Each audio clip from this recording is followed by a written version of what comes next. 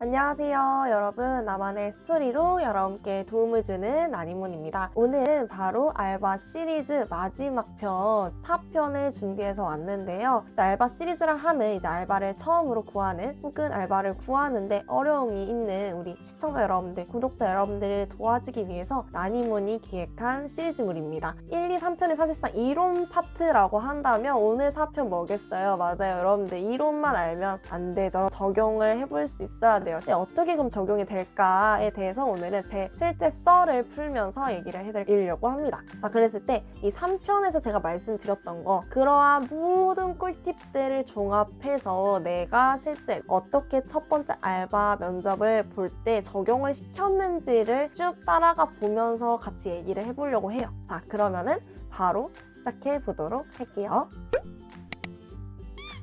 자, 그럼 먼저 지원 관련해서 꿀팁이랑 면접에서 면접 볼 때 꿀팁을 크게 두 종류로 나눠서 알려드렸었고, 이제 면접에서도 면접 직전에 준비해야 되는 면접 전 직전 꿀팁과 면접 중에 어떻게 해야 되는지 그런 꿀팁 이렇게 또 두 갈래로 나눠가지고 어떻게 보면 크게 세 가지로 나눠가지고 제가 꿀팁을 드렸었는데요. 자, 이 순서대로 제가 한번 가보도록 하겠습니다. 가장 첫 번째로 지원과 관련해서 제가 어떤 꿀팁 드렸냐면 크게 두 가지를 드렸었어요. 제가 여러분들한테 알려드린 대로 쓰시면 사실 어디서 한 군데라도 연락이 올 거예요. 저도 딱 그랬습니다. 저도 이제 사장님이 다 물어보시는 거에 다 맞춰서 우대 조건 다 작성하고 말 예쁘게 쓰고 이렇게 다 열심히 지원을 했더니 한 군데에서 연락을 해주셨어요. 자, 거기가 어디였냐면 알바 경력이 없어도 많이 뽑는 곳인 편의점. 맞아요. CU 편의점에서 저를 이제 불러주셨어요. 그때 당시에 저는 많은 곳에서 며칠 동안 연락이 없었다가 CU 편의점에서 불러준 거예요. 불러줘서 너무 신났어요. 특히 20살이었잖아요. 뭔 모를 때예요. 뭐가 뭔지 모를 애기죠, 애기.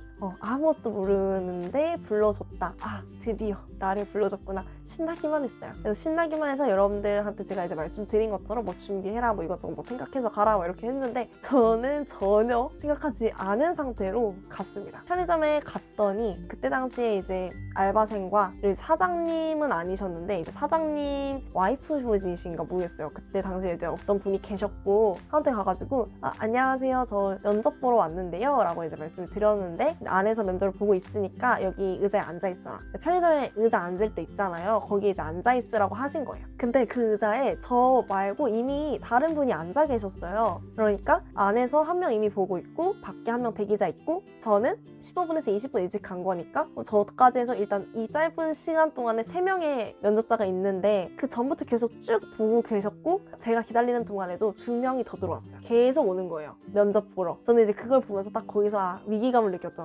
이거 사장님이 어느 정도 걸렀다고 생각을 했는데 나를 부를 정도면 다 부른 거구나. 아차 싶은 거예요, 이제 그때. 그냥 내가 진짜 면접 떨어져도 할 말이 없으니 면접은 정말 잘 보고 후회 없이 나와야겠다. 왜냐면 언제 또 면접 오라고 할지 모르니까 다른 데서도 비장한 마음가짐을 가진 상태에서 이제 들어갔습니다. 그래서 이제 면접 전에 제가 뭐를 하라고 말씀드렸었냐면은 이제 사장님 입장에서 어떤 알바생을 뽑고 싶을까. 일단 기본적으로 서비스직이기 때문에 서비스직에서 원하는 알바의 모습이 있을 거예요. 그랬을 때 그 특정 직종마다 또 원하는 알바생의 그런 구체적인 사항들이 있을 거예요. 근데 여러분들이 사장님 관점에서 내가 알바생을 뽑는다. 어떤 알바생을 뽑고 싶을까? 그럼 그 알바생이 어떤 알바생일까를 생각을 해봤을 때 내가 그 알바생처럼 면접 보면 돼요. 그래서 이렇게 생각을 하고 들어가라고 말씀을 드렸어요. 자, 이제 면접장에 들어갔는데 제가 이제 면접장 들어가면 어떻게 하라 그랬죠? 가장 중요한 거? 맞아요. 우리가 사람을 볼 때 가장 중요한 거 첫인상입니다. 특히 면접 같은 경우에는 이 면접 이외에 다시 안 볼 사람이잖아요. 면접 합격하는 거 아니면. 그렇기 때문에 임팩트를 강하게 남겨야 돼요. 그 많은 지원자들 중에서 나는 이러한 사람이다라는 거를 사장님한테 강력하게 임팩트를 남겨줘야 되기 때문에 첫인상이 정말 중요하게 작용합니다. 자, 그러면 이제 첫인상 좋게 하려면 우리 어떻게 하라 그랬죠? 맞아요. 밝은 에너지, 긍정적인 에너지를 뿜뿜 보여줘라 라고 말씀드렸습니다. 자신있게 하시고 미소 유지하시고 밝게 웃으면서 인사하세요. 안녕하세요 하고 자리에 착석하면 돼요. 가벼운 대화, 밥은 먹었냐 이런 거 그냥 사적인 대화 하실 수도 있고 아니면 바로 본론부터 들어가는 사장님 계실 수도 있어요. 자, 그럼 이제 면접이 시작됐죠. 그러면은 사장님을 어떻게 대해라? 고객, 손님처럼 친절하게 사장님한테 대해라. 여러분들이 몸에서 배어나오는 그런 분위기 자체를 밝은 에너지, 긍정적인 에너지가 넘치는 사람이라는 걸 보여줘야 돼요. 왜냐면은 사람이라는 게 같이 어쨌든 일을 하게 되는 건데 부정적인 사람이랑 일을 하고 싶겠어요? 절대 아니에요. 때문에 그런 좀 좋은 작용을 할 수 있는 대로 최대한 다 보여주고 나와야 돼요. 나갈 때까지. 자, 이제 들어가서 인사 이렇게 하고 화기애애했는데 사장님이 저한테 이제 가족관계는 어떻게 되냐부터 해가지고 고향은 어디냐 다 물어봤어요. 진짜 싹 다 물어봤어요. 근데 저는 사실 그때 되게 신나 있었기 때문에, 왜냐하면 나를 불러준 곳 여기밖에 없었거든. 이러니까 너무 해맑은 나머지 진짜 엄마한테 수다 떠는 것처럼 사장님한테 다 이제 그냥 진짜 해맑게 다 수다 떤 거예요. 그냥 막 다 얘기한 거예요. TMI 한 거죠 사실. 근데 이제 사장님은 그거 되게 좋게 보셨어요. 저는 이제 어떤 것들이 있었냐면은 이제 뭐 대화가 오고 가다가 제가 그때 당시에는 머리가 탈색 머리였어요. 완전 노란 머리에다가 이제 화장도 하고 진짜 새내기였죠. 진짜 한참 꾸밀 때 아니에요. 그래서 제가 이제 한참 꾸밀 때였기 때문에 완전 꾸민 상태로 갔겠죠? 그랬더니 이제 사장님 입장에서는 제가 머리도 노랗고 화장도 하고 하니까 얘가 보이는 모습은 되게 긍정적이고 그래서 그렇게는 안 보이지만 소위 생각했을 때 사장님 나이대 생각했을 때 좀 날라리? 나쁘게 말하면 그렇게 좀 보였던 것 같아요. 그래서 저보고 나이가 20살이니까 얘기 들어보니까 이제 자취를 하는 것 같은데 학생이냐라고 물어보셨어요. 대학생이라고. 그래서 저는 사실 대학생이니까 돌려서 말씀을 드렸어요. 이제 네 대학생이고 인근에 있는 학교 다닙니다 라고만 돌려서 말을 했어요. 그랬더니 사장님이 조심스럽게 저한테 혹시 한양여대 다니냐 라고 하시는 거예요. 그래서 저는 한양여대는 아니고요 한양대 다닙니다 라고 말씀을 드렸어요. 그랬더니 사장님이 엄청 놀라시는 거예요. 엄청 놀라셔가지고 저한테 무슨 학과 다니냐 물어보시는 거예요. 이제 진짜 궁금하셔가지고 이건 진짜 별개의 질문이었어요. 그래서 제가 말씀드렸어요. 저는 한양대 정책학과라는 학과를 다니는데 그걸 모르시더라고요. 그래서 그냥 쉽게 생각해서 법대 사라지고 만들어진 학과니까 법학과라고 보시면 된다라고 말씀드렸어요. 그랬더니 이제 사장님이 엄청 놀라시는 거예요. 엄청 놀랐어요. 법대라고 얘가? 라는 그런 거 아시죠? 그래서 이제 사장님 엄청 놀라면서 법대생이다 해버리니까 사장님이 완전 이제 마음에 들어 하시는 거예요. 왜냐면은 이게 여러분들 오해하지 마시고 들으셔야 되는 게 학벌이 중요하다고 말씀드린 게 아니에요. 알바는 공부머리랑 일머리랑 달라요. 일하는 거 잘하는 거랑 공부머리랑 진짜 똑같지 않아요. 달라요. 아예 별개예요. 공부 잘한다고 애들이 뭐 알바 잘하는 것도 아니에요. 자, 그랬을 때 사장님들이 이제 왜 이거에 있어서 좋아했냐면 어쨌든 대학에서 평가를 했잖아요. 얘를 한번 우리가 입시를 다 거치잖아요. 그랬을 때 얘가 입시를 하는 와중에 정말 성실히 공부를 했구나의 지표가 되는 거예요. 그냥 그 사람의 성실성을 봐주는 그 하나의 지표? 열심히 한다. 얘는 책임감도 그 정도로 따라오겠구나. 한번 검증이 됐으니까 거기서 그냥 좋아하시는 것 같아요. 그래서 이제 사장님이 좋게 보셨어요. 그래서 그때부터는 더 이제 화기애애했죠. 자, 이제 그랬을 때 제가 무슨 꿀팁도 드렸었죠? 면접 볼 때 뭐 조심하라고?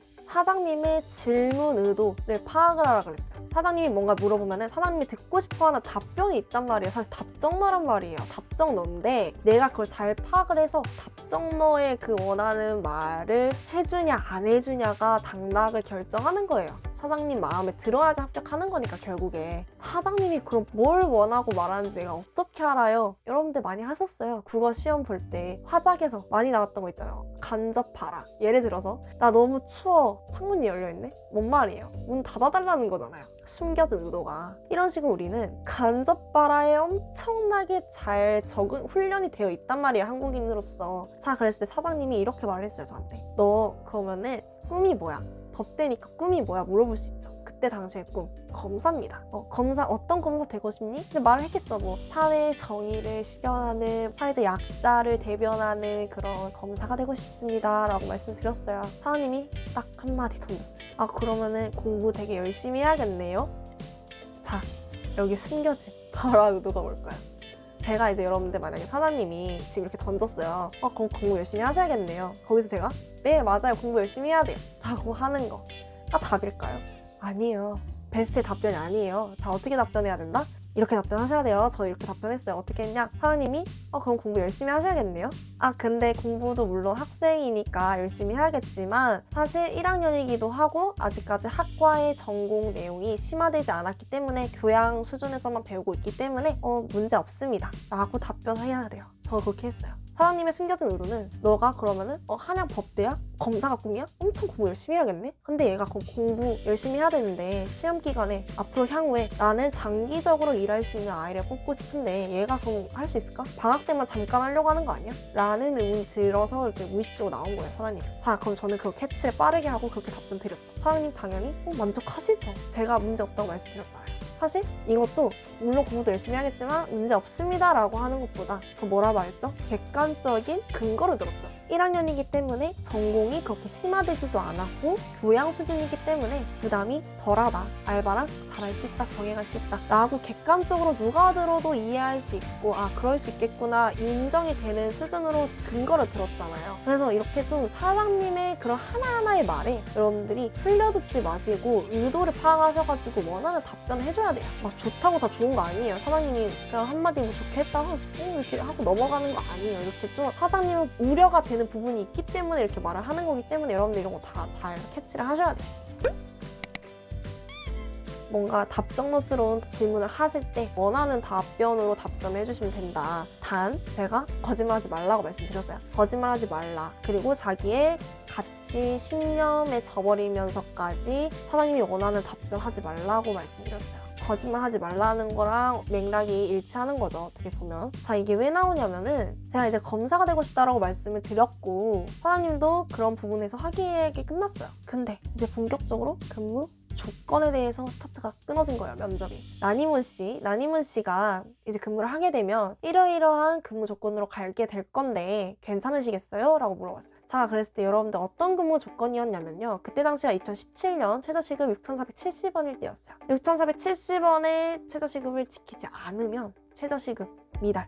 그 미달되는 부분에 있어서 제가 만약 청구를 하면은 사장님은 저한테 그 임금을 줘야 돼요. 어쨌든 최저시급을 지키라고 있는 거니까 그걸 지켜야 되는데 사장님이 뭐라고 제시를 했냐. 사장님 입장에서 이게 문제였던 거예요. 애들이 맨날 자기가 원할 때 방학 시즌에만 짧게 하고 도망간다 이거예요. 그럼 도망가면은 사장님은 공고 다시 올려. 이렇게 면접도 시간 내서 해야 돼. 또 교육을 거쳐야 돼. 근데 또 교육할 때 시급 다 줘야 돼요. 그럼 비용이 계속 들어가는 거예요. 계속 들어가요. 사장님 입장에서는 시간과 비용이 계속 들어가요. 사장님 입장에서는 당연히 오래 일하는 친구를 뽑고 싶은데 오래 맨날 일하겠다고 면접에서 다 말을 해서 뽑아놨는데 다 가. 어떻게 해? 사장님이 생각을 하셔가지고 이렇게 말씀을 한 거예요. 뭐라 했냐? 나니문 씨가 일을 하게 되면은 1개월 때는 6,450원을 주겠다. 뭐 20원이 미달되는 거죠. 2개월째는 6,470원을 주겠다. 최저시급 주겠다 이거죠. 그리고 이제 3개월 때부터 끝날 때까지 그만둘 때까지는 좀 더 얹어서 6,500원을 주겠다. 이렇게 말씀을 하신 거예요. 제 기억에 아마 이 정도 선이었을 거예요. 사실 이거 안 맞는 건데 법으로는 안 되는 거지만 어쨌든 사장님의 입장에서 이해가 되잖아요. 이런 조건을 건다는 게. 저도 사실 이득적인 부분인 거고 장기적으로 봤을 때. 그래서 저도 당연히 괜찮다고 말씀을 드렸어요. 근데 다시 물어보는 거예요. 무슨 전제가 깔렸냐면요. 나니문 씨는 아까 사회에 범법 행위를 저지르는 범죄자를 처벌하고 사회 정의를 실현하고 사회 부조리, 불합리한 사회적 약자의 편에 서서 싸우는 그런 정의로운 검사가 되고 싶다라고 하셨는데 법을 어기는 건데 괜찮겠어요? 라고 물어보시는 거예요. 이제 이건 단순한 근무 조건 괜찮아요? 문제를 묻는 게 아닌 거예요. 이 질문은. 좀 달라졌다라는 거 이해하시죠, 여러분들? 질문의 그러한 무게감이 확 달라졌다라는 거 아시겠죠? 속으로 너무 당황스러웠어. 겉으로는 웃고 있었죠. 근데 1초 만에 뭐라 답변이 나갔냐면은 다 먹고 살자고 하는 일인데 괜찮습니다. 라고 말했어요. 말이 되나요, 여러분들? 20살에 입에서 나올 말이에요, 이게? 거의 무슨 삶을 통달한 말이었어, 그 말투가. 그때 당시 제가 말을 한 게 지금 전달 잘 됐을지 모르겠지만 사장님이 정말 좋아하셨어요. 이게 왜 여러분들 지금 생각했을 때 이게 뭐 어때서? 그냥 대답하면 되는 거 아니에요? 라고 생각할 수 있지만 이거는 결코 쉬운 문제가 아니었어요. 그러니까 제 입장에서도 제 신념이 걸린 거였고 법을 어기는 건데 사장님 입장에서는 얘가 되게 진정성 있는 모습을 계속 보여주고 되게 긍정적으로 봤는데 면접 시간 동안 쌓아온 저의 이미지, 신뢰, 이런 진정성이 그 질문을 어떻게 답변하느냐에 따라서 무너질 수 있는 거였어요. 마지막에. 이게 앞서 말씀드린 것처럼 물론 최저시급 다 줘야 돼요. 원래 줘야 돼요. 원래 줘야 되는 게 맞지만 사장님의 입장도 어느 정도 이해가 되는 부분이고 이게 안 주는 게 아니잖아요. 충족이 되니까 장기적으로 보면 저는 어차피 장기적으로 일할 생각이었고 근데 이런 거에 상황을 빠르게 파악을 해봤을 때 먹고 살자고 하는 건데 이해하겠다라고 한 거죠. 그러니까 사장님도 오케이, 저도 오케이가 된 거예요. 그래서 이런 식으로 좀 거짓말 하지 말고 사장님이 원하는 이제 답변이 있을 텐데 사장님이 던지는 질문에 원하는 답이 있지만 그래도 내가 거짓말하지 않으면서 나의 신념, 가치관을 저버리지 않는 범위 안에서 허용되는 그 범주 안에서만 답변을 해라 라는 거를 여러분들한테 말씀을 드린 거예요. 사장님이 원하는 답변에 맞춰서 얘기를 하라는 게 여러분들한테 제가 의리되라고 말씀드린 거 절대 아니에요. 내줄 수 있는 범위 안에서까지는 내주시되 내가 이 정도까지는 나도 못한다 하면은 거기서 물러설 필요 없어요. 막 너무 부당한 조건에 맞출 필요 없다라는 거예요. 그래서 이 부분까지 강조를 드리면서 좀 더 추가해서 처신에 대한 것도 다뤄볼 생각도 있어요. 있기는 준비가 되면 혹은 법에 대해서 근로와 관련된 내가 알아야 되는 근로 권리 노동자로서 근로자로서 내가 응당 요구할 수 있는 권리가 되게 많아요. 여러분들 해당되는 것도 있을 거고 해당되지 않는 부분도 있을 거예요. 여러분들이 이런 부분 좀 정리를 해가지고 말씀을 드려볼까 합니다. 왜냐면 너무 많은 분들이 몰라요. 저도 사실 몰랐어요. 웃긴 썰을 하나 풀어드릴게요. 여러분들 근로계약서 언제 써야 돼요? 근로계약서는 근로를 하기로 하고 근무를 시작하기 전에 작성하는 게 원칙이에요. 원칙이 그래요. 원칙이 그거 한데 여러분들 쓰시나요? 거의 안 쓸 거예요. 거의 안 써요. 근데 그때 편의점 사장님이 제가 이제 법대생이라는 걸 알았잖아요. 그리고 어떤 애예요, 제가? 이 사회에 범죄 행위를 저지른 사람들 용서 안 하겠다라는 주의였잖아요. 제가 그때는 검사 되고 싶다고 했잖아요. 그러니까 사장님이 얘한테는 잘해야겠다라고 생각이 드셨나 봐요. 어느 날 갑자기 저 아무 말도 안 했는데 이제 근무가 시작됐는데 저한테 웃으면서 오셔가지고는 근로계약서 2장을 동일한 거 딱 준비해가지고 오셔가지고 저한테 확인하고 쓰고 서명하라고 하시면서 이거 안 쓰면 과태료 내고 벌금 낼 수도 있다면서요? 뭐 이런 식으로 말씀하시는 거예요. 큰일 나죠. 큰일 나죠. 뭐 나니모님 이런 식으로 말씀하시는 거예요. 사장님이 오히려 이제 저 이제 막 이렇게 다 찾아가지고 오신 거예요. 이거 2장 똑같은 거 써서 하나씩 나눠 가져야 된다면서요? 뭐 이런 식으로.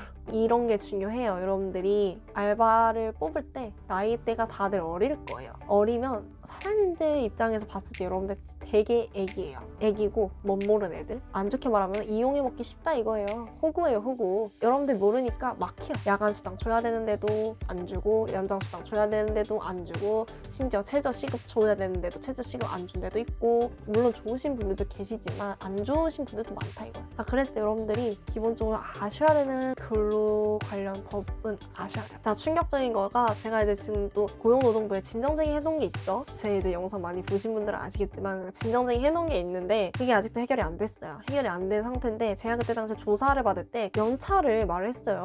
연차 수당 안 받았다고. 근데 근로감독관님이 연차는 1년 이상 근무하신 사람들만 해당되는 거예요. 해당 사항 없어요. 라고 말씀하시는 거예요. 저는 당연히 근로감독관님이 얘기를 하니까 내가 잘못 알았나 보다 하고 넘겼어요. 근데 지금 노동부 공부하고 있는데 1년 미만으로 근무한 사람들 같은 경우에도 예를 들어서 제가 뭐 월요일부터 금요일 5일 동안 출근하기로 했어요. 개근을 했어요. 그러면은 1개월마다 1일의 연차 휴가를 줘야 돼요. 연차 휴가를 줘야 돼요. 근데 저 근로감독관님이 해당사항 없다 해가지고 진정 제기에 뺐어요. 연차 수당을. 이처럼 나의 권리는 아무도 보장 안 해줘요. 심지어 나의 권리를 구제받기 위해서 고용노동부에 진정되게 해서 근로감독관님한테 어떻게 보면 이제 SOS 친 건데도 해당 사항 없다고 말씀을 해요. 그러니까 여러분들이 꾹꾹 자기의 권리적인 부분은 좀 잘 체크를 하셨으면 좋겠어요. 요즘에는 잘 되어 있기 때문에 다 나오는데 제가 또 지금 노동법을 공부를 하고 있어요. 제가 이제 여러분들을 위해서 좀 말이 길어지고 있는데 여러분들을 위해서 어쨌든 이런 부분들을 좀 정리를 해가지고 영상으로 또 제작을 해보겠다. 추후에 추가적인 알바 시리즈로 해가지고 알바와 관련된 거 앞으로 계속 업로드를 하겠다라는 거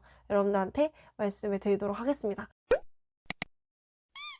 그래서 정리를 해보자면 오늘 이렇게 알바 시리즈 다 아우른 이론을 실제 저는 어떻게 적용했는지 제가 3편에서 알려드린 꿀팁들 어떤 식으로 적용을 하라는 거였는지 다 이제 말씀을 드렸고요. 추가로 플러스해서 여러분들한테 제가 요청드리고 싶은 거 2편 말미에서 잠깐씩 언급을 했을 거예요. 뭐 4대 보험, 뭐 근로계약서, 주유 수당 관련해가지고 몇 개를 언급을 해드렸는데 이런 법적인 여러분들 근로자 보호 권리 부분들은 여러분들 꼭 알아두셨으면 좋겠어요. 여기까지 때까지 오늘 영상 마무리를 해보려고 합니다. 되게 좀 마지막 부분이 두서 없어지긴 했는데 여러분들 다 이해하셨을 거라고 생각이 들고요. 공식적으로 이렇게 알바 시리즈는 마무리를 해보도록 하겠습니다. 오늘 영상도 도움이 많이 되셨거나 재미있으셨다면 구독과 좋아요 많이 눌러주셨으면 좋겠습니다. 아마 다음에 올라올 컨텐츠는 제가 이제 GTELF 관련 영상 올린 적이 있는데 공부법 관련해서 영상을 또 촬영을 해보려고 합니다. 그래서 이것도 기다려주시고 계시는 분들이 계시는 것 같아서 또 열심히 준비를 해가지고 알찬 영상으로 올 테니까요. 여러분들 다음 영상에서 만나도록 합시다. 또 만나요 우리.